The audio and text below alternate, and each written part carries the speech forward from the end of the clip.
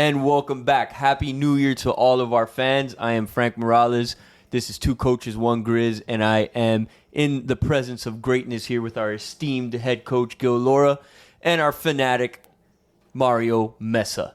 Gentlemen, Happy New Year. It's great to see you guys again after our holiday hiatus, and Coach was, gallivanting across Europe in España. Visiting, Gibraltar and trying to get real deep in his dive with football. So whatever can make us some money. Whatever we can figure out. We travel the world looking to get you the right price, guys. Real Madrid, Barcelona, whatever we can. How was it, by the way? Oh, it was great, man. Let me tell you. I encourage everyone, if you're able to go ahead and go and visit Spain. It's a beautiful country, tremendous history. It's just, there's so much going on that it's incredible. And not to mention the wines at a great price, tapas. You're doing good everywhere you go. Good stuff. Oh. Most expensive part is to get there, huh? That's it. Yeah, so, all right, enough of this flamenco garbage. Let's jump right into the events happening. I went to a few of those shows. Yeah, how was that, by the way? Oh, again, amazing. Amazing. So let's jump right into the current events in sports. I know we got a lot to cover, and we've been gone for a couple of weeks, but obviously we got to start with the national championship last night. All right, Georgia with the steamroll of TCU, 65-7.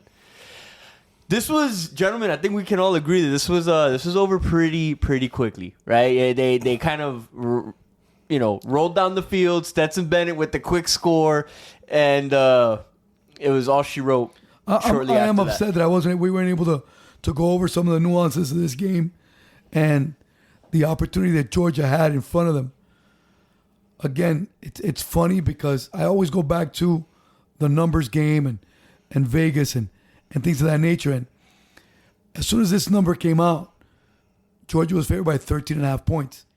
And then everybody jumped on it, took TCU, all the bets, all the money, everything poured on TCU.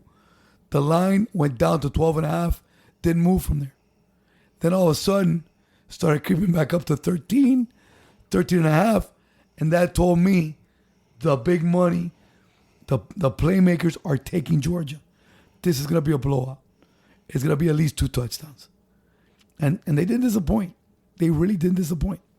I think TCU, and we talked about it before we got on, I really believe TCU was overwhelmed with the whole situation and with everything going on at that stage. Yeah, I know Grizz had a couple good points here. Would you care to share regarding, the wake-up call that Georgia had? I think Ohio State.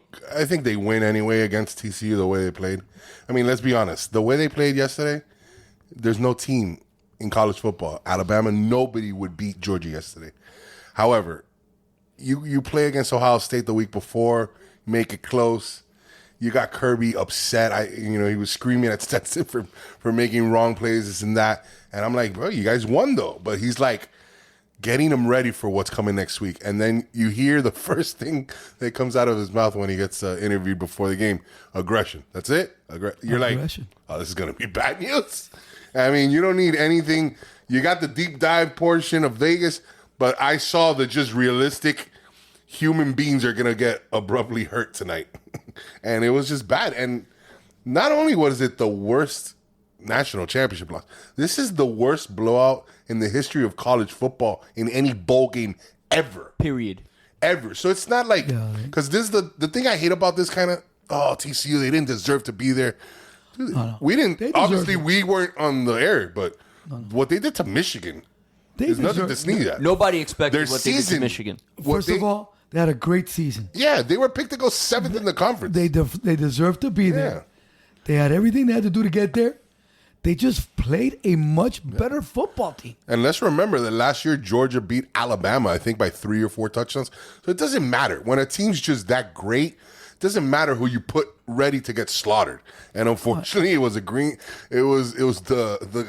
Horned Frogs that were going to get demolished. I also discussed that this morning, that giving these guys like a Kirby Smart, Nick Saban, a couple of weeks to prepare, that's trouble. And they had a month to prepare for 2 games. Mm-hmm. and they had film on all three teams. They prepared for they Ohio had 13 State. games to break down. Like, let's call it what it is. They had film on Ohio State. They're going to play. And then they had a game plan for Michigan and for TCU. And again, I just think that TCU was a very lucky team throughout the season. Yeah. You know, that's what we talk about. That we talk about regression to the mean, and that's just it. TCU was extremely lucky at certain times to be able to win. They played out of their heads against Baylor, against Kansas State. It just, everything went their way. I honestly think, though, if TCU plays Georgia last week, they lose, but it's probably like, I can say a 21-point victory. Not even. I think it's closer. I think they cover the spread. I honestly think they cover. It's just, I don't know. I'm telling you, everything, perfect storm. What you saw yesterday in that beating is unheard of. It's just, you're not supposed to have a championship game that lopsided. I mean, this is Super Bowl of the 80s type of scores, you know, like. Well, so let's break this down a little bit more, right? Like, you know, TCU, right? Cinderella story. They were picked, or Michigan was picked to win big against them. They come out, shot out of a cannon, right? The momentum's behind them, all that stuff. I know I've gotten in trouble for this before on this show, but they shot their wad against Michigan, right? Like, emotionally and physically, right? Like, let's call it what it is. They had to get up for Michigan, because if you don't get up for Michigan, they're gonna ground and pound you. And something that we talked about at length, and something that we both, Coach, you and I, love, right? That is the football that we like to play and coach, right? That being said, they had nothing left in the tank for Georgia. There's a couple of things that worked out for Georgia's favor last night. Number one, the tight end Washington played. So their two tight end sets were now in play. What TCU brings to the table in their defense, in that 3-5-3, 3-3-5, whatever you want to call it. That amalgam defense that they have, right? That stacked defense. When you're able to run a double tight against it, it kind of beats it up. And it messes up their gap responsibilities Correct. as well. So that put them at a disadvantage to the run game. Okay. The other piece that came in was McConkey. McConkey had not played, and that had become this year Bennett's blanket. All of a sudden now, he's got Bowers and McConkey. So now it's, okay, here you got it. Here you got it. Oh, let's run it. Oh, here you got it. It was pitch and catch. It was just disgusting. They had everything going for them. Now, on the flip side, looking back at Georgia, you're talking about a team who, in the national, you know, they lost to, last year we're talking about, they lost to Alabama in the SEC championship game. They bounced back and then beat Alabama. Had a couple, you know, lucky situations there with a couple guys getting hurt. Bama was up in that game. Whatever the case may be. The point is that they finally got over that hump, right? They slayed that dragon. They left no doubt this year. Absolutely zero doubt. And we talked about it. And they lost a chunk of guys. They lost to the NFL. 15 guys to the NFL. They lost a chunk of guys. Five this was defensive supposed to be starters. kind of like a semi-rebuild. bring it back to 1 loss, 2 loss, don't make it. So now what they're coming with next year, it's going to be scary. Guys, which if the Alabama quarterback- had probably the best recruiting class they've ever had. Last year, 15 guys from that team got drafted, 5 defensive starters in the first round, and they came back and went 15-0. If the quarterback position gets solidified, and Bowers is coming back. And Bowers coming back. He's got another year. Again, he's elected to come back. And he's a top 5 pick if he goes right now. It's them in Alabama. I know everybody else is talking about USC and a couple. I really do think it's them in Alabama. I do. Same old story. I do. Sadly, I think that's how it's going to work out. So I wrote down some stats here, right, of our, you know, the Georgia quarterback emeritus, because he's 25 years old. So that's one thing, and he was on the team when Tua threw the touchdown in overtime. Right. So he made it his life's mission to be that starter. Like, good for him, right? He is in 5 playoff games, right? So the 4 playoff CFP games plus this year's SEC championship game, 16 touchdowns, 1 interception. He's been the MVP in every single one of those games. Okay? And he's got 2 natties. Is there a better college football career? I'll wait. Sadly, I had to take him to win the Heisman. Probably He just won too late. Right. But I mean, I don't want to say it, but it's probably still Tim Tebow that's up there. Okay. And I think AJ McCarron had a back-to-back. I think it's Tebow only because Tebow's got the Heisman. Because Tebow does have the 2 natties, but he wasn't starting in those 2 natties. He was the backup for that first natty. right, correct. He's got one. But he has that aura to him. Right. He also he slayed the Alabama Dragon as well in the SEC championship game. I just think that the kid. Well, if you stick long played enough well. with a team and let them become one of the greatest teams of all time, you're going to win a few So, championships. Coach, my question to you, and obviously, Grizz, you jump in here whenever you want, right? What is his NFL prospects look like? I don't. If I'm looking at it as an objective football guy who spent his whole life in the game, it's not looking good.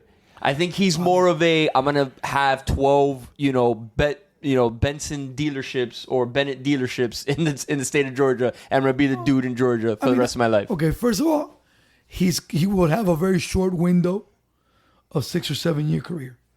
He'll be 32 in 7 years. With that said, I think that he's shown himself to be a good leader. He's got all the tools to be a quarterback. Hey, he's got an arm. He's got feet.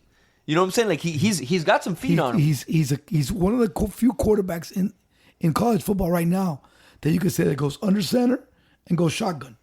So he is a prototypical quarterback for the NFL. He can run any system. I think that what Monken has done, the OC at Georgia with him the last 2 years, has also solidified his ability to make reads, to come off as number 1, to go to 2, to go to 3. It's good things. He uses the tight end. So again, these are all things that in the NFL will work out for him. Right. So I mean, I don't. He I don't looks like say, a frail body is my thing, right? Like he's 6 foot, right? Which is fine in today's game. Just real thin, right? Like it's gonna happen when you're gonna have Aiden Hutchinson coming around the corner and blindsiding you. You know what I'm saying? Like you got to be able to take those hits. Look at Tua. We'll get into that in a little bit here in the next segment. But I mean, that's my worry with the guy, that he's just gonna be he's gonna be China. He's gonna be a China piece of China and break into shards on his first hit. But I first think NFL he's a little hit. taller though. 6 foot. He's 6 foot on the dot. Again, So I must put Tua at 5'9". Tua, my son might be taller than him. My son Tua ain't gonna looks be tall. tiny next to this guy, Yeah, and he doesn't look that small next to right. the guys on the team. I agree with you on the leadership part. I agree with you on everything that you said. I just think that it's his frailness, right? Like he's not a thick human, but we'll see, right? Like he's gonna get a shot. He's gonna get drafted, probably like a mid to late round draft pick, right? 3 rounds. I would say between rounds 3 and 6. I would say around there. It'll be fun to see where he's at, and I'll be pulling for the guy because he's done everything right. He'll start as a project, and then He's an underdog story for sure. Maybe work his way into a starting position. Who knows? Could be another Brock Purdy. Heard, right? You never know. Way too early predictions. Pro Football Focus, by the way, has Georgia 3rd in their final rankings. Okay? Which is insane to me. They had like Ohio State number 1, like in the final rankings of the season or some craziness like that. Yeah, Ohio State was 1. That's absolutely absurd to me. Anyway, In what? but No, as in the final end of this year, Ohio State was their number 1 team yes, in Pro Football Focus. by their metrics. Now, caveat: a lot of people don't know this. Where's Pro Football Focus? Where's their headquarters? Ohio. So bump those guys. Makes sense. I don't listen to stats and things. I listen to things that I see in front of my face. Oh no, I get what you're saying. Listen, Nothing better than seeing a team. It is not a rebuild for Georgia. It is a reload. And did you see that true freshman running back that they had? That they put him in at the end of the game. Stupid. That guy's an A train. They're loaded. They're just loaded, and they got good coaches. I mean, that's again. It's going And to luckily, be. it's the only SEC team I really like. It's going to be interesting. I've always to liked see. Georgia. No problem with the G. It's going to be interesting to see and this point was brought up earlier today on another platform. It's going to be interesting to see what's going to happen with the 12-team playoff, right? Akin to like the NCAA basketball, like, we want to see the Cinderella stories, and then like once it gets to like the Sweet 16, Elite 8, like we're done. We want to see the marquee matchups. That's the beauty of it. And I think the 12-team playoff is going to be a net positive for college basketball or college football, because this TCU team will get knocked out, right, in this 12-team playoff situation. But what we are going to see is a lot of Alabama, Georgia going forward, right, in this 12-team playoff. But still, they could still make it to a final. Will they win it? No, but Grizz, it would have to be a very favorable bracket for them. It should be, because the chances of Ohio State, Bama, and Georgia. But we also can't think that every time that these teams play, you're going to get a 65-7 showing. The Georgia played a perfection game, like a game that this is the kind of game that you like save, and this is what you show to everybody in your life. This is perfection. You can't do better. There's going to be days where a Georgia team might slip up, not play there. You're going to need the bounce of the ball to go your way. I get it. But at the end of the day, if you win a 12-team playoff, you deserve your championship. There's no like, oh, what if, or this and that. No. It's on the field, man. You got to play 3 games. Can I tell you what the Georgia team reminded me of? And I was just a young whippersnapper, but this reminded me of like the 2000 Canes, right? With a Ken Dorsey at quarterback, right? A marginally talented dude with just studs all around them, right? Which was Stetson Bennett. Now I do think Ken Dorsey was better than Stetson Bennett, but that's what this team reminded me of. It might be all like teams that are great. It might be like this Georgia team and that Miami Hurricanes team in a different echelon. Again, you also have to put into play their defense, how well their defense plays, their scheme that they run, the things that they do. That's what separates some of these greater teams from other teams. It's just that. It's not just one side of the ball. It's that defense, how it plays, how they adjust, and how they run their schemes. Which, again, a lot of programs, USC's defense sucks. They're horrible. Yeah, I mean, that's why they lost from the game. I mean, they're putting up 45. I think they average, 40 plus, horrible. 45 plus a game? They're horrible. And, like, you lose those 2 games? Like, Utah beat them twice. Again, and Utah out-physical them twice. So that's the whole... It's frustrating. It's like I said, that's why football is such a beautiful thing. It's the ultimate team sport. You got to have all 3 phases of the game. I hear you 100%. Can't agree more. Listen, I think this is the end of our final official college football segment. I know that we'll be talking about it throughout the rest of the year here, but this wraps up a phenomenal season of football, gentlemen. It does. I'm going to be honest with you. It really does. This is one of the best seasons I've ever had, if not the best. Deep dive wise? Yes. Again, out of the bowls, and I ended up going 9-6. Overall, personally, I went 105-85. I won 55%. The pod did 60%. I really didn't put anything out. Hey, baby. I only put out 1 play during the last couple of weeks, and that was a Troy moneyline play, and they won. They had the upset. So it was good stuff. Good stuff all the way around. And listen, we're going to be talking more college football throughout the year. The coaching carousel, the transfer portal, in a couple weeks. Like all of this is just rolling downhill, and we're here for it. Transfer portal is on fire, and we're here for it. So we're gonna be right back with some NFL talk to catch up on the events of the last couple weeks, and we're gonna be looking at the Super Wild Card Weekend right when we get back.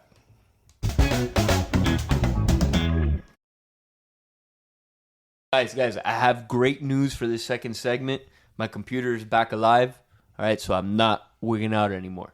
Okay, we just had to get that aside. That's what we need. A non-wigged out Mr. Morales. So we're jumping into our NFL coverage again. We've had a 2-week holiday hiatus, and in that interim, there have been some important events. Most notably, the Damar Hamlin injury situation, where he suffered from a hit to the chest, which caused a condition called commotio cordis, right? Which caused his heart to stop on the field. and dude collapsed, and they had to administer CPR live and in the stadium, which is something. Never a good thing.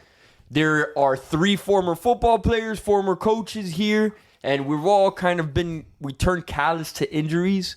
I don't think any of us have seen anybody, coach, player, whatever the case is, be administered CPR on the field. We've seen people carted off. I've seen people being taken away in ambulance. But watching someone, getting CPR in the field, meaning that his heart is not beating and he is not breathing, that's a different level of, what's in Spanish, concern. impresionante. It's shocking. It's shocking. It is shocking. So we as a society, whenever we see something for the first time, especially something like that, we're all just going to be aghast and be like, is this real? Is this happening? And I don't know about you guys. When I saw it happening, I'm in the middle of playing dominoes with friends, watching the game. Usual hit. You think, these guys are getting a run. Well, hopefully he's all right. Maybe it's a back thing, like how many times have we seen, the possibility of someone getting paralyzed? But we're already conditioned to know the routine, get the guy on a stretcher, thumbs up, everything's going to be fine.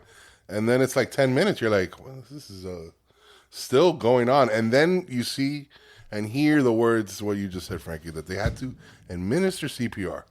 And that's when this turns completely around. We're like, this is serious. We got to chill for a minute. And the fact that they stopped the game, I think, was correct.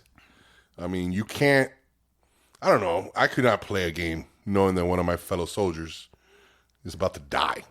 And we play this game. We've all played this game. You coach this game. And we want to, between the lines, we're out there to battle. But after our battle, we shake hands. Good game. We want you to be top-notch healthy for your next opponent. And let's remix. Let's do it again. But I wouldn't be able to play under those circumstances. I think they did the right thing. It's just very unfortunate that this is terrible for the league. A Monday night primetime, all eyes watch. However, let's say this happens, 2 teams that are under 500 at 1 p.m. on a Sunday. Does it get the same kind of? No, that game gets finished. You know what I'm saying? That game gets played. Does it get finished? It does. I don't know if it gets finished, honestly. But even if it doesn't get finished, I don't think it would have got the same kind of, because especially if it's a game where not that many people are watching it, might not trickle down as fast. But you have all eyes watching. We're getting hyped up to be, this is one of the best late end of the year games. 2 teams vying for like a number 1 seed, Super Bowl champion, Super Bowl competitors right here ready to go. And then this happens, especially, and then it's a 24-year-old guy. This is a guy this is prime health. This is where the conspiracy theories come in. Well, let's not go there. It just happens to be in life, things happen where it does. This is where the conspiracy. Grizz, I'm sorry. This is where the conspiracy theories come in. What conspiracy theory? This is where okay. And again, and I'm not saying that I buy into it or what have you, but this is where the idea of forcing all these young guys to get the vaccine, to do this, to have myocarditis. Okay, now you sound like QAnon Sanders here. Oh, I am pointing out that this is where that train of thought can come in. He just said something.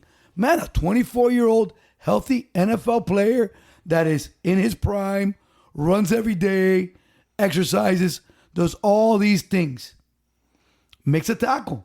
It wasn't an earth-shattering tackle. The guy hit him in the chest. He threw him down. He stood up, and then all of a sudden, he went back down. He's not the only guy that's been having heart attacks. There's a bunch of young guys having heart attacks.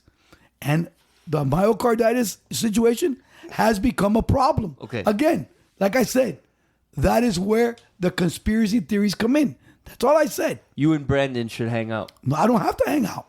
Again, I look, you see, 24-year-old guy. Again. All right, so I look at it from a different perspective of look at the changes to the league that have occurred when it comes to lowering your head, right? Helmet-to-helmet contact, okay? How defensive players really have been cut a raw deal here with, getting low and making a tackle. This is where it's not a conspiracy theory. This is just my analysis of playing the game and the rules that have changed. Okay? In years past, D. Higgins, he goes low like that. Guess what? The safety, in this case, DeMar Hamlin, goes is low doing. like that. He's going low like that and putting his shoulder, and they probably have helmet-to-helmet contact. Yes. But DeMar Hamlin takes him down. Now, fast forward, we're in 2023. We see this hit. What happens? DeMar Hamlin comes down into the alley. He stays high. Why? Because apparently you don't want to get that helmet-to-helmet contact, lower his head, because even when the offensive player lowers his head, it's still going to be called on the defensive player. So where does DeMar Hamlin absorb that hit? Straight to his chest. With his chest. Correct. Instead of, back in the day, you lower your shoulder and you're going, you're lowering with the offensive player. Correct. So that's where I see this going, that this is an effect of the rule change. But it's also a freak accident. And football players and defensive players not being able to protect themselves as much. But it's also a freak accident. And it's also a freak accident. Guys got shoulder pads on. It is 1 in a million plus that situation. he got hit in the chest. And at again, the specific time where your heart is beating at that exact moment. Exactly. So again, it's a 1 in a million. Okay? That's a plausible explanation, right? But the other one can also be a plausible explanation. They can be. It could be a side effect of myocarditis. Yes or no? It can be. I'm just saying. But he wasn't diagnosed with myocarditis. He doesn't. I'm not saying they ran all the tests. All I'm saying is it could be a situation where his heart is being affected. That's it. There's multiple explanations. Now, when you do look at, because I teach a sports medicine class, full disclosure, so we did go over this, and I used it as the segue to go over the heart and our heart unit. 95% of people who are affected with commotio cordis are young male athletes. Okay? There you go. Now, it's actually a pretty high incidence in hockey, aka you have a puck, a really hard piece of plastic right into the chest. flying at 150 miles an hour. You take it to the chest. That'll do it. Lacrosse is another one that has a high incidence. Little ball. That ball, when that thing's flying, that thing's hard. That is. And it's actually pretty surprising that we don't see it more in football, right? Because if you really think about it, especially now with the rules. But nobody tackles that way. Nobody tackles it. Right. You're always shoulder. It was a freak situation. You're always teaching shoulder. Right. You're always teaching that crap that you do with the Seattle Seahawks. Shoulder leverage tackling. Whatever. It's, We don't get a lot of concussions, though. No. I mean, we don't make a lot of tackles either. Except for JJ. We don't make a lot of tackles either. That's also true. Moving right along. So we're, but I do think I do want to talk about and cover the fact that, and I did appreciate this when everybody else was like, "Oh, they need to play the game." You and I had the same thought process. No, as head coaches, I am not letting my guys step back on that field until I know that one of their brothers is okay. Because how can we be focused as a team to win that game when we just saw this dude get CPR on the field, meaning that he was clinically dead. His heart was not breathing. He was not breathing. I can't focus on the game. Right, that's what I'm saying. So I do appreciate. How do I expect them? Old school head coach, new school head coach, and we had the same thought process. So I appreciated that. You're going to play the game while that's happening. You're only going to lead yourself to probably more injuries. And who knows what else. And it's just, it doesn't look good. Sometimes you just have to be the moral compass and say, hey, this is the right thing to do. Those coaches did a great job. Because if it was up to the NFL wanted them to have a 5-minute stretch and get back on the field. I probably agree. So no, that was the case. Yep. So the stance that those business is business. So the stance that those head coaches took, you know what? Look, great job by them. Yeah, great job by them. No, and it was a good job by the Buffalo head coach, and then by Cincinnati following suit. I think they both did a great job with that. 100%. Now let's segue into some more fruitful and jolly conversation. Super Wild Card Weekend. Shout out to the Schleprock himself, Jose Andion, for offering his 2 cents on this situation over the weekend. I hope you listen and your response is much much anticipated. Okay, on your Monday night comments, but Super Wild Card Weekend starts off with Saturday, and we got Seattle versus San Francisco and the LA Chargers versus Jacksonville Jaguars. Hey, Grizz, give me your thoughts right off the hit. What do you think? I mean, I think Seattle against the Niners, I was obviously rooting a little bit more for A-Rod and, the pack to get in there. But I think either or it's going to be bad. The Niners right now It's are going to be a just- massacre. Oh, and it's not even obviously the Brock Purdy. It's that defense is just stifling. And, I don't think Seattle has a chance, honestly. I think it's going to be a blowout. I think it's just bad. Now, the LA Chargers, this is where I think the Jacksonville Jaguars will shock again. I think the Jacksonville Jaguars. Hey, you laugh, but they've been playing great. They've been playing great, and we did touch on this at the beginning. I think 2 months ago, we were talking about it. Gil said it. You need to be careful with that first game against Tennessee. The way it lines up, Jacksonville's hot. Tennessee, and to think about Tennessee lost 7 in a row to finish the season. We were all worried about, oh man, the Dolphins, if they lost, they would have ended at 6. Tennessee was 7-3 and went on a 7-game losing streak. Had the South wrapped up and just choked it away. Jacksonville, I think, took it. 6-1. Lawrence is playing the best he's ever played. That's what happens when you take away the Mr. Blaster. And you give the finger pistols. Yeah. Get rid of the finger pistols. Willie. That ain't gonna work, Willie, man. You need full hands on these babies. So everybody, ATN is rounding up to what we thought he'd be his rookie year. If it wasn't for him getting hurt, Jacksonville's playing solid, and they're playing at home once again. The fact that these teams, I mean, it's just like we'll talk about with the Bucks, but they shouldn't have a home game with their records and the way that these divisions play out. I think we should just have top 7 and work it out that way. But having the home, we think we should go basketball, like yeah, we go NBA. It's just when we get to the other game, we'll see why. But anyway, I think the Chargers on the road against Jacksonville, they're the type of team that will give you that hiccup. I think the Jacksonville, takes one tight at the end. And what about the Divametrics here? Well, let's listen to the Saturday game. I mean, I'll be honest with you. Number one, I think the Seattle game and San Francisco game is a divisional matchup. As always. It's game 3 of the season. As always. It's a rookie quarterback starting for the 49ers. What? It's Geno Smith starting for Seattle, so it's not like... Hey, wow. Pro Bowler Geno Smith, sir. Give him his respect. So, again, with that being said, I do think it's closer than what everybody thinks. Again, I always go back and I look at it. It opened at 10. The line is opened at or 8.5. It went up to 10. It stopped at 10. Everybody's still pouring money in San Francisco. Everybody loves San Francisco. Oh, it's going to be a blowout. All of a sudden, the line starts trickling back down to 9.5. That tells me that people are taking the points and that's going to be closer than a 10-point game. I'm not saying San Francisco is not going to win. San Francisco obviously is the better team. But again, you give a guy like Pete Carroll 3 bites at the apple.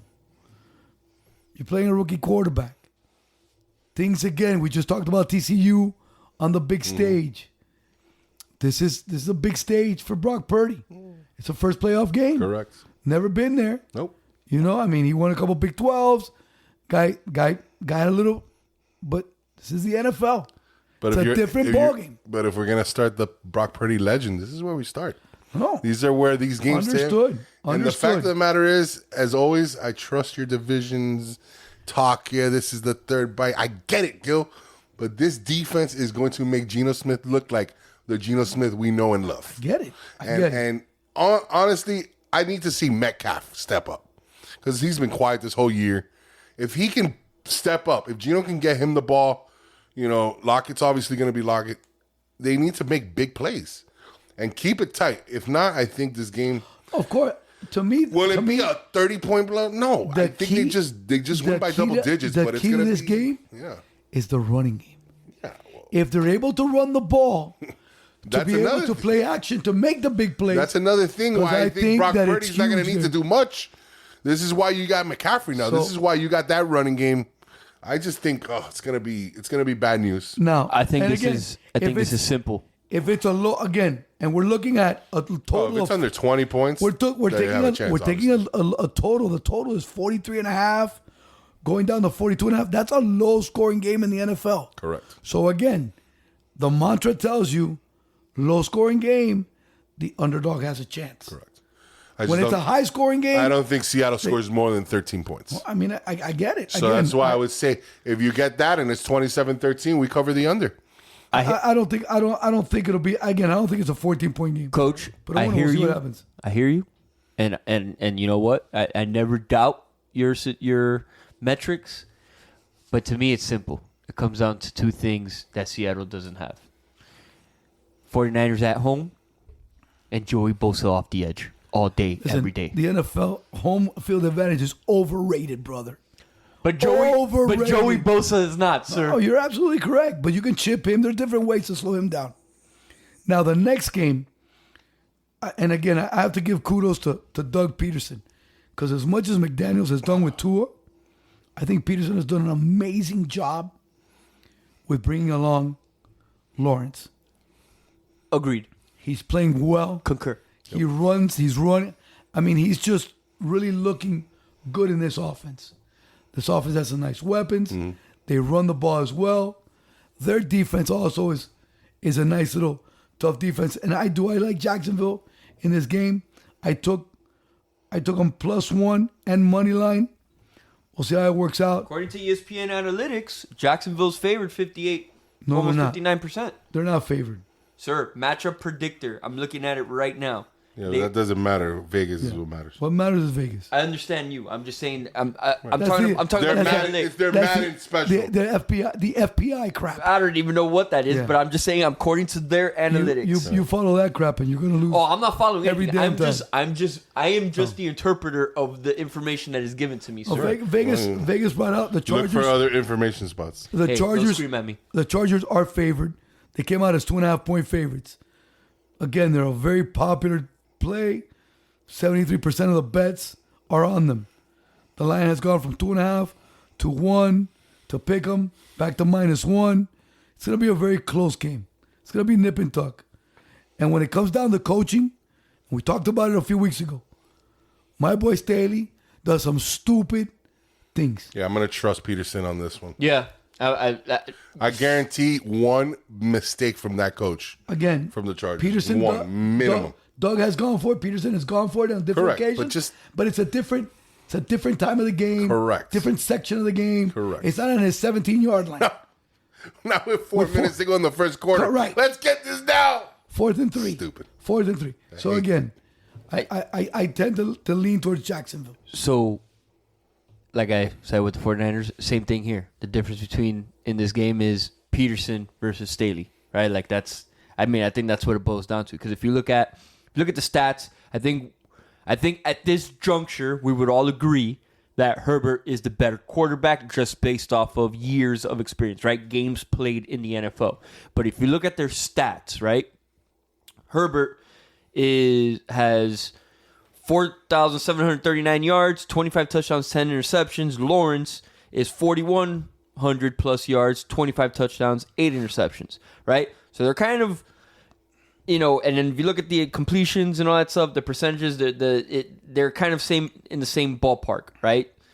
I think this is going to very much come down to coaching decisions. I think I agree there. Again, Also, home field advantage. I take those statistics with a grain of salt because Herbert's weapons have been hurt throughout the season.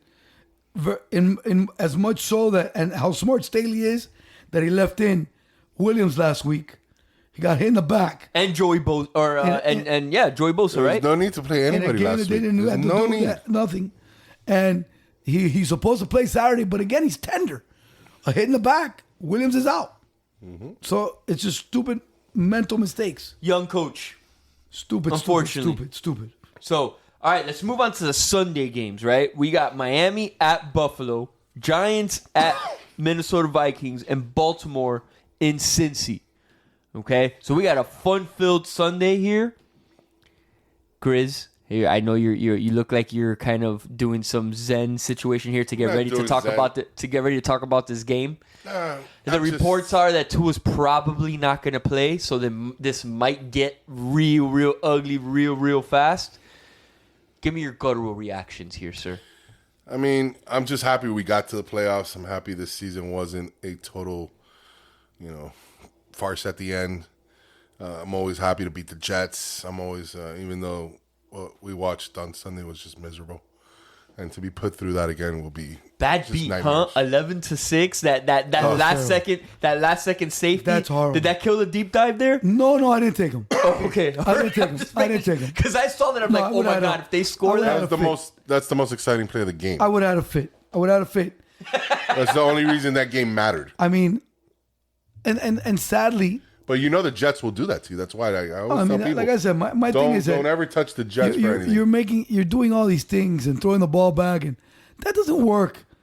That works 1 in a million years. No, it worked for us. I mean, but it was a hitch and pitch. It wasn't 5 laterals. No, I know, but still, The hitch miracles and pitch. happen. Oh yeah, and but it I'm saying, worked. but it's a hitch and pitch. Yeah. That one does work because it's one move. It's not 5 different laterals. Well, we can go back years ago. Kings against Duke, they had like 20 laterals. Now again, what happens one. Bottom line is that was never going to work. The statue was never going to make it happen for them.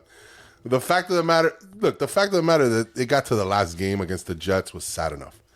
And now that we got to play Buffalo in Buffalo without Tua, because all right, let's put the Tua thing in the. I'm gonna finish this Tua talk because it's over. His season's obviously over. His career might be over. I don't know if we were here when he went down against the Packers, but the problem was this team has nobody on the roster that can win games like Tua. Can we agree with that? That's all I've said all year. Yes.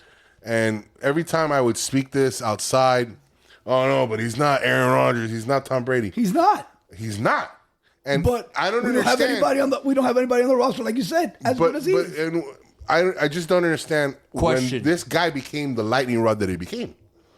Question: can you pick somebody up right now?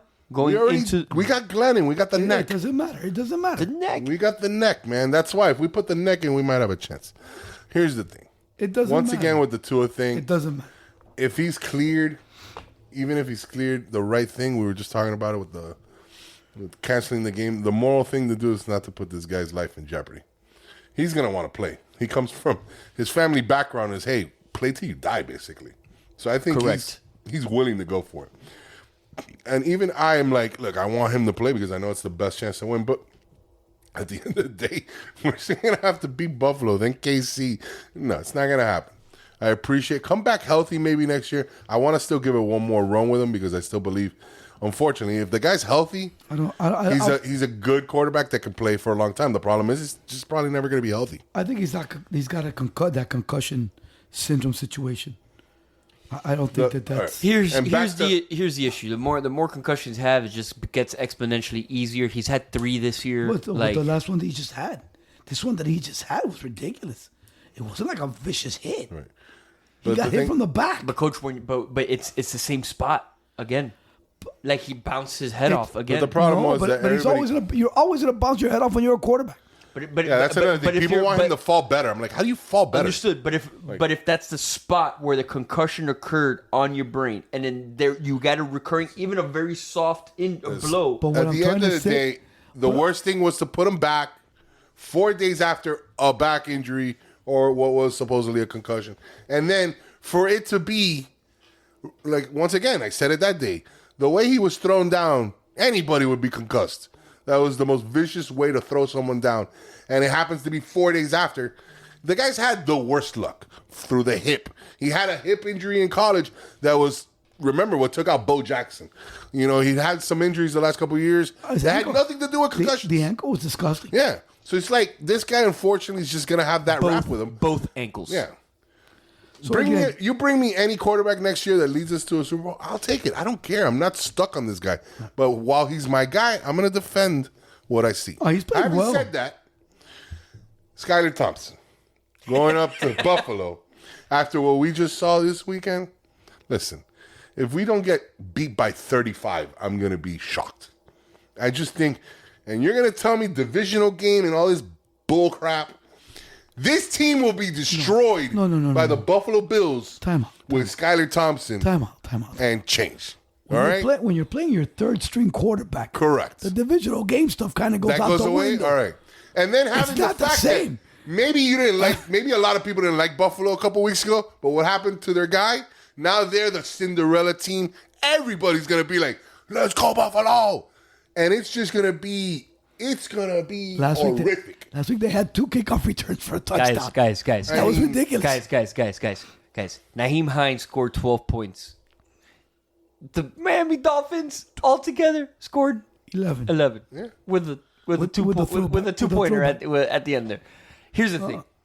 It's going to be Bills by 1,000. Just because, they got all the momentum. It's going to be a tsunami. It should be. And then, who knows? That's why they play the games. Things can happen. I'll say that. But I think it's going to be at least... they've destroyed the Patriots last year, first game, I think, by 40. So I think an easy 45. I'll give them 7. Give them a little bit. 45-10. Well, you guys are nice. What do you got? Well, I got them getting blown out. I don't think they score. $1 billion. If Skyler's in there, they're not scoring. They'll score. Wow. All right, so let's move on to the Giants. In garbage time, maybe. The Giants-Vikings game in the middle of the day here. This is our midday game. Here's the thing. And this is, if you're a Minnesota fan, you got to be, guys, sorry, FCC, sorry. You got to be shitting bricks here, okay? Because Giants coming to your crib, 9-7. You're 13-4, and you're only favored by 3. Okay. Because now Minnesota's been suspect all year. Defense is absolutely horrific. Those guys, I don't think they know what they're doing. Like it's like sometimes that defensive secondary has no clue what's going on. They are statistically the worst defensive secondary in the league, and they're 13-4. They've had the most one-score wins, okay, in the entire or over the course of the entire season. When does that luck run out, Coach? You love to say this. This is your patented, this is your patented term, the regression to the mean. Listen, this might be the kryptonite here. The Giants with the ground and pound game. So is New York. New York's been lucky too. Heard. Two lucky teams. Two lucky teams. One of them's gonna go back to the mean. The other one's gonna go home, and then they'll probably lose a week after that. What do you got here? I mean, pretty much whoever wins this game's got to play probably the Niners the week after. So, yeah, one and done here. I think, personally, I'm going to give the Giants, the shot in the dark because Minnesota's just waiting to choke one. I also can see Minnesota winning by 3 touchdowns, too. It's just, they're a weird team. I mean, they got all the talent in the world. This game, luckily for them, is at least at 4, not at night. So Kirk Cousins should be able to give you a couple. That's also a good point. Good job bringing that up. It's at home. They're very good at home. Yeah. They cover at home. Again, I do think they are the better team. Yeah, I think it's a offensively, they have more weapons, and I think they're better than the Giants are. Defensively, I think both teams are a toss-up. Yeah, the Giants are okay, but they're not like a great defense. They're a better defense than the Minnesota Vikings. I just said they're okay. And you just said the Vikings were atrocious, and I agreed. So you got an atrocious defense and an okay defense. All right. I'll take the okay defense. I get it, but then you've got an offense that's loaded against a Daniel Jones offense. Coach, what you're treading on thin ice here. Listen, brother, I'm just spitting facts. Watch how you speak. That's the only voice I got left right now. All right. So, when it's all said and done, obviously, I'm going to go straight up homer here. No. I'm going with the Giants. With the Giants? No way. What? Who? Oh, my gosh. That's impossible. Who, me? Who could have called that? Who, me? Who would have said that? Grizz, who you got? I know that he's got a deep dive situation over this. I just told you. I think it could go either way. Puncher's chance here for the Giants. I'm not going to be shocked if the Giants win. I'm pulling, like I said, I like the Giants. I've always liked them. I'm pulling for them to win. So let's see. All right, so we're gonna go on to the nightcap here. Baltimore at Cincinnati. Redo. I think that this leans or rests solely on the shoulders of whether Lamar Jackson plays or not. Now, raw reaction here, Coach, right off the hit. Do you think he plays? Man, I mean, again, it's. I don't know. I don't know what his health condition is. I have to take a look at how healthy is he. Is he healthy enough to play? If not, is Huntley going to play? Because if Huntley plays, they still have a chance. Again, we go back to the third string quarterback. If the third string quarterback plays, no, they're going to get clobbered. They'll get destroyed. The one caveat here that no one and everyone overlooks is that the Baltimore defense is playing really, really well. Ever since they picked up Roquan Smith, they're playing really, really good football. Yeah, I mean, that's a great point. And everyone's overlooking that. And again, we go back to it's a divisional game. It's game number 3. They just played last weekend. It was a slobber knocker of a game. It just back and forth. Here's my thing. I don't think this game or Lamar Jackson's availability for the game really has anything to do with his health.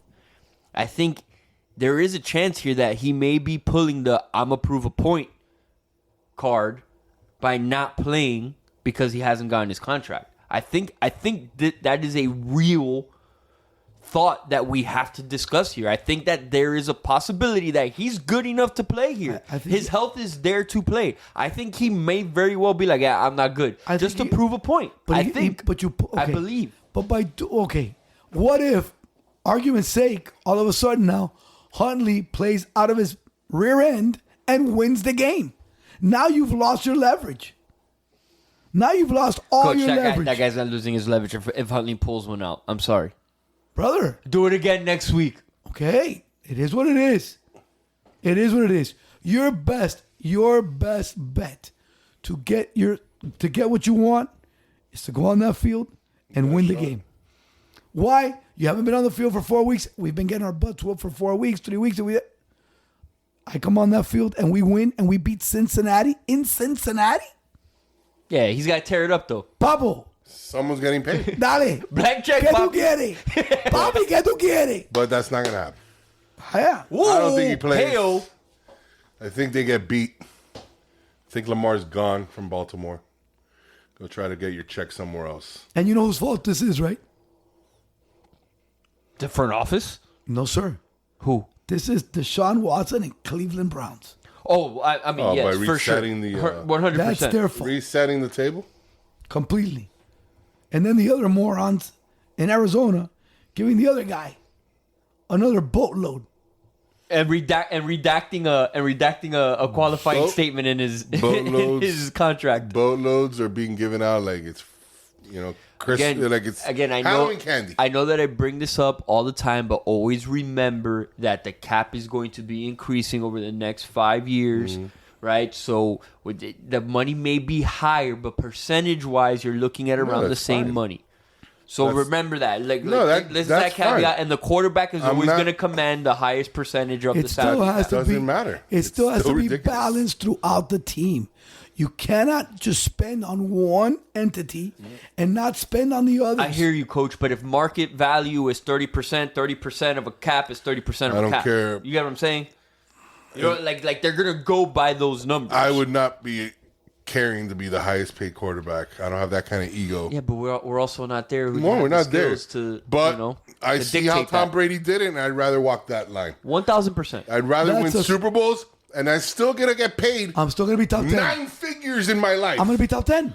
Yeah. All I want to do is be top 10. I'm going to top 10. A million But times you out of a million. but you Yes, I get but you guys. The Deshaun Watsons, all these guys that want to be top paid, they don't care about winning it at the end. They just don't.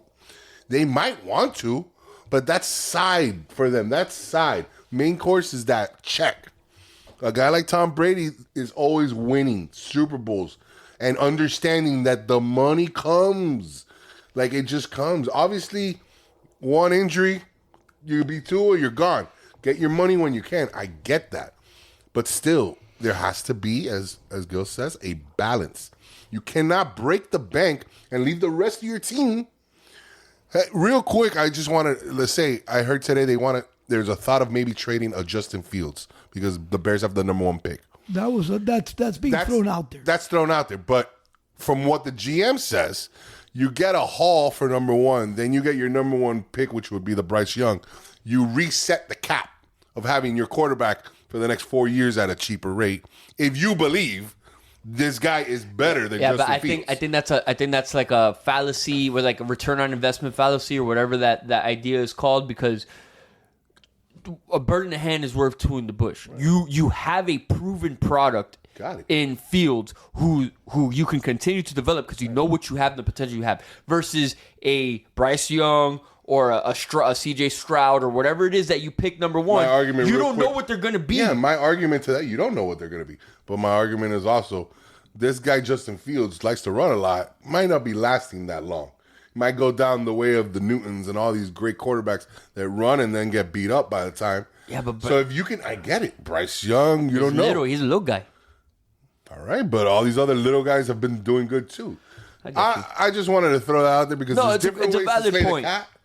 And at the end of the day, I wouldn't do it personally. I would keep Justin Fields. I think the guy's great. Like I said, everybody says options, and the way you do it is, I don't think you break the bank. Everybody the says Browns ain't gonna make it far because the Deshaun Watson contract is terrible. Everybody's game plan is get your team together with your quarterback's rookie contract. That allows you 4 years, 5 years to be able to put all the pieces on both sides of the football. I mean, the Russell Wilson years was perfect. You had your defense. They had it. The moment this guy starts getting paid, that defense start getting crumbled, taken away, gone. Drew Brees is the example as well. Yeah. Drew Brees has broke the bank in New Orleans, and it all went to crap. Again, every time that they shell out all this money for a quarterback, it takes away from other parts of the team. All right, let's go ahead and jump to the Monday night Juan Andion Bowl. Okay, Cowboys at the Bucks. Grizz, I know you had some strong thoughts here when we were planning. I think it's the best game of the weekend. I think it's novela at its height. You have the GOAT. Is this his last game? How their team has played terrible. Now you're playing at the right time, the best they've played. And then you got the Cowboys, which, this is beautiful. It's just, I love seeing them at the top, winning all this, and then the potential of going to play a team that's under 500, you're 5 games better than, and you're going to lose this game. I believe the Cowboys will lose this game. Last drive, Tom Brady, insert any receiver, tight end you want, 3-point win, finish this off. And the Cowboys go once again in bye-bye. You chokers. McCarthy's fired. You think he gets fired if they lose this game? For sure. I mean, come on, man. Like, how can you come to work the day after to an 8-9 team? I don't care if it's the GOAT. You guys are 13-4. You guys have been kicking ass all year, and you're gonna come and choke this game away? They have all the pressure. This is a game Brady has zero pressure. And after the debacle of last weekend? Yeah, and I could have easily said, they knew once the Eagles were winning, they didn't have to. But no, they tried to win that game. They tried to play. And Prescott's just terrible. He's like, one game he can throw, have a great game, and the next game he's just like, that guy got money? Get out of here, bro. I'm not a fan. And like I said, the only way they win this game, they got to go back to the ground. They got to Pollard and Zeke is their main thing. I think the key is Pollard. Well, Pollard's better now, but still Zeke, I didn't expect him to be as good as he has been. Zeke's had a good year. And if you ground and pound with this team, that's their chance. But ground pound and play action. I think this is just zero pressure on Brady is scary. He has no pressure. If he loses, they're supposed to lose. They're 5 games worse. And I don't want to hear him. I don't think he's going to retire yet. But I just think it's man, this is going to be so much drama. I love it. Oh, it's going to be amazing. The Cowboys are in a lose-lose situation here. Like, they if they don't pull this out, it's a wrap. I think the team gets blown up. The problem is it's every single game is going to be a stressful situation. They're under stress to win every single game. Oh, of course, but I mean, it's not like you're going in there, you're playing. Oh man, we win, we're in the play. No, they're in there going like, we gotta win, we have to win. Every mistake is magnified. But losing, look, if they go to at San Francisco, at Philly, and they lose those games, yeah, it's gonna be just as heartbreaking. But we're dealing with teams that top notch. You lose to the Bucks, bro. I don't care.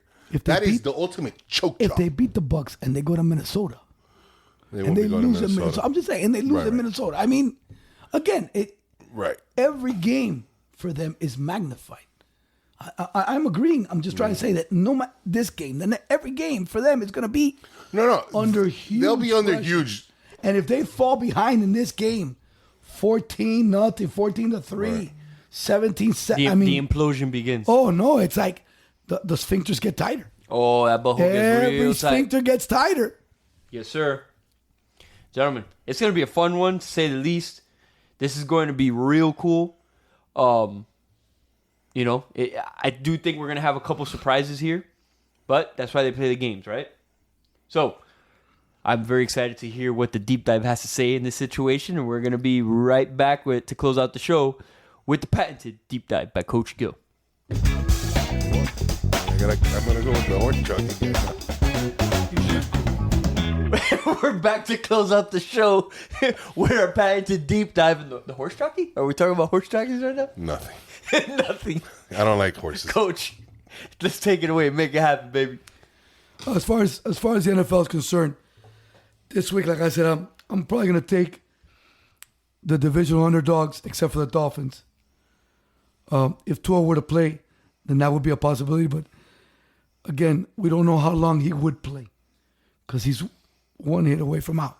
You're taking all divisional underdogs for Dogs! the Dolphins? I'm taking the Seattle. dogs. I'm taking Baltimore. I like both of those underdogs. Again, man, it's the third game of the season. It gets tougher. I do think, again, like I said earlier, I think San Francisco's the better team. I got to see what Purdy can do. If there's going to be times where he has to make plays. There is going to be times where he has to make plays. I think this is a time now where he might not make all the plays he's been making. They win by a field goal. Mm-hmm. In the same token, I'm thinking about making a teaser with Jacksonville, San Francisco, Buffalo, and Cincinnati. Or even Tampa Bay. I love Tampa Bay. I think Tampa Bay plus the 2.5 plus the 3 is a nice play. If you can get Tampa Bay up to 9 in a teaser, again, it's a great play. You get Tampa Bay to 9, Cincinnati to 1, and either Buffalo or San Fran. Whoever floats your boat. That to me is the play. The one game that Minnesota should win the game. Minnesota's at home. Minnesota plays well at home. And I don't know if Jones is ready to make enough plays. I really don't. I don't know if Jones is ready to make enough plays. I think they have a good football coach. I think Dable's done a great job with the Giants. But again, it's not like I'm not running to the ticket counter going, yeah, Minnesota -3. Yeah. No. Again, that's the one game that I'm really pretty much hands off. I don't really like it too much. That's kind of what happens when you have Fulano and Perencejo playing receiver for you. That's, again, you don't. He's limited. It's the Barkley show, and that's it. It's the Barkley show, and that's it. Before we move on and before we close out, I did want to talk a little bit about the UFC and about some of the happenings with the UFC. There's a card this weekend, Friday night. It's not a pay-per-view. It's a fight night. There's one guy. His name is Jimmy Flick. He's at plus 250, but he's just such a nasty little guy that I would sprinkle a little something on him. You're going to sprinkle some action on I'm there? going to sprinkle a little something on him. Next weekend, there is a big pay-per-view with Glover Teixeira against Jamal Hill. It's going to be a great fight. I never count out Glover. He's about 875 years old. And he still fights like he's 27. He just does a great job. But he's going up against this Jamal Hill kid is good. So we'll see what happens there. There's a couple other fights that interest me, and we'll get into it more. I'm going to do a little bit more research on it. Gilbert Burns is a 3-1 underdog against Neil Magny. I mean, Neil Magny's 35 years old. I know he's taller, he's longer, but Gilbert Burns has only lost in the last 2 years to Usman and to the other champion. It's just been I was looking at it today, and it's like he's lost to Chimaev in a decision and Usman. Those are the only 2 losses in his last 6 fights. I mean, again, if Neil Magny was a 27-year-old up-and-coming stallion, I would be like, okay, it's worrisome.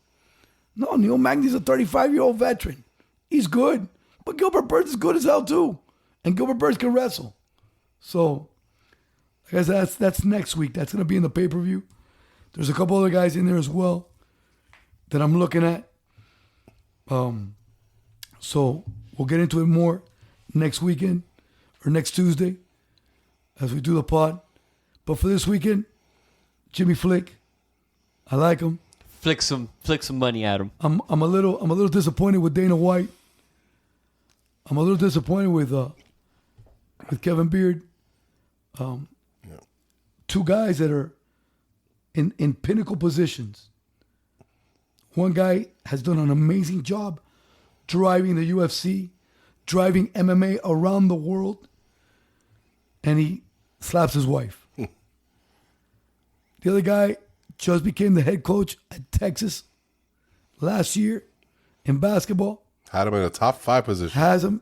Right now, they're 13-2. Mm-hmm. I mean, they are a team that can contend for the national championship. They're definitely going to be a Final Four pick. They're definitely going to be a Final Four pick. Okay? And he gets into a domestic violence situation.